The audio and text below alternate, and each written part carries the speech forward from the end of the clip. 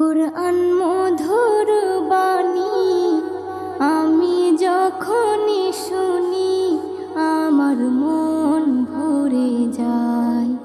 কুরআন মধুর বাণী আমি যখনই শুনি আমার মন ভরে যায়।